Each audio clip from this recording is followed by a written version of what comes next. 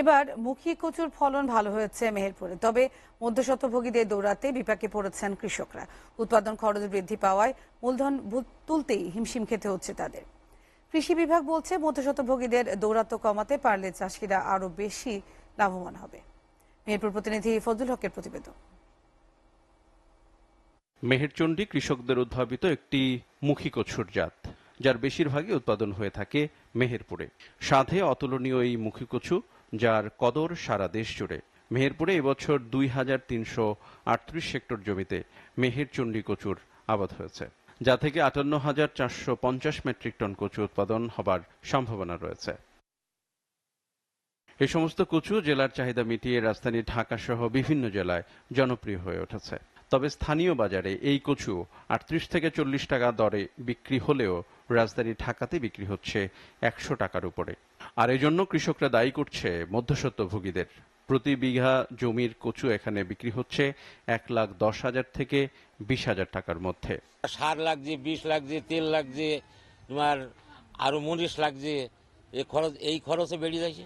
গতবার যেহেতু লেবারের দাম বেশি, বীজের দাম বেশি, তেলের দাম বৃদ্ধি পাওয়াতে মনে করেন যে আমাদের একদিন বাদ দিয়ে একদিন সেচ দিতে হয়েছে, মানে অনাবৃষ্টির কারণে। কৃষকদের দাবি, সার, সেচ, তেল, শ্রমিক খরচ বৃদ্ধি পেয়েছে কয়েক গুণ, ফলে উৎপাদন খরচ বেড়েছে দ্বিগুণ। গেল বছরে ১ বিঘা জমিতে ৫০ থেকে ৬০,০০০ টাকা হলেও এখন খরচ হয় ৮০ থেকে ৮৫,০০০ টাকা। এতে উৎপাদন খরচ তুলতে গিয়ে হিমশিম খেতে হচ্ছে কৃষকদের। খরচ বেশি, লাভ কম। গতবার খরচ ছিল কম, লাভ হয়েছে বেশি। সবচেয়ে বড় সমস্যা আমাদের মেশিনের সেচ, তেল দিয়ে চাষ করতে হয়। এই তেল দিয়ে চাষ করার কারণে প্রচুর খরচ। কৃষি বিভাগ বলছে এই জাতের কচুর আবাদে রোগবালাই কম হয়, ফলনও ভালো হয়। আর মধ্যস্বত্বভোগীদের দৌরাত্ম্য বন্ধে রাজধানী ঢাকা সহ বিভিন্ন জেলার ব্যবসায়ীদের সঙ্গে কৃষকদের সরাসরি সংযোগ করার চেষ্টা করা হচ্ছে বলে জানান কৃষি বিপণন কর্মকর্তা।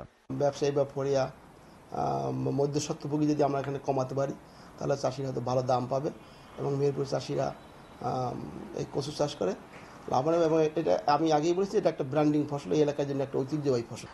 তো কৃষকরা যদি কোনো রকম মধ্যস্বত্বভোগীদের দৌরাত্ম্য পড়ে বা অন্য কোনো সমস্যায় যদি পরে মার্কেটিং জনিত, তাহলে আমাদের কৃষি বিপণন অফিসে যোগাযোগ করলে আমরা সব ধরনের পদক্ষেপ গ্রহণ করব। SATV news desk.